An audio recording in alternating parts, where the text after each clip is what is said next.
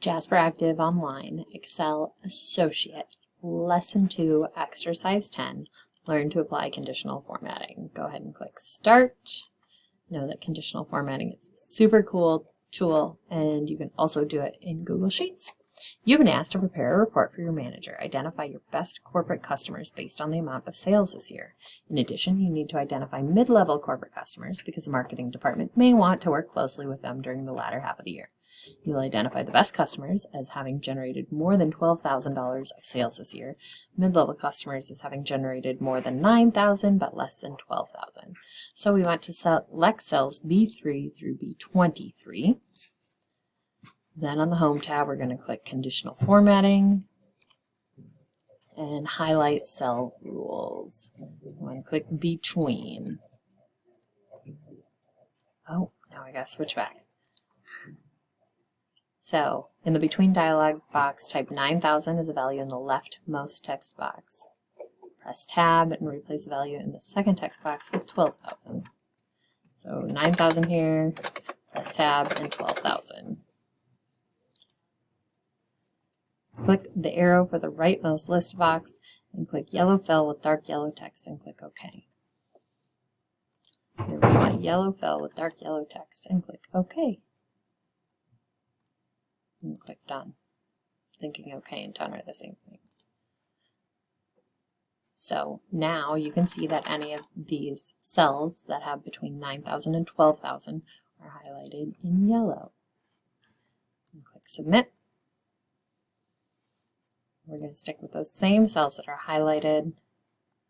We want formatting, conditional formatting, highlight cell rules, greater than. So we want any values greater than 12,000. How are we going to highlight them? Click the arrow for the rightmost list box and click red border and then click OK. Here we just want a red border and click OK, we're done. Then I'm going to click away from here and I can show you. If it's more than 12,000, they just have a red box around them. There you go. That was number 4. Click in an empty cell outside the cell range and view the data. Number 3, we want to test this. Observe what happens when you change data values. Assume the 2 cell values are incorrect. In cell B3, it should actually be 13,000. I press Enter, and it automatically comes up with a red box. Then in B10, it should actually only be 2,000 because Farley didn't do that much business. And all of a sudden, that red box disappears. Even though the formatting has not changed for any of these cells, the highlighting has changed based on the new cell values that were entered. Number 4, we're going to select B3 through B23.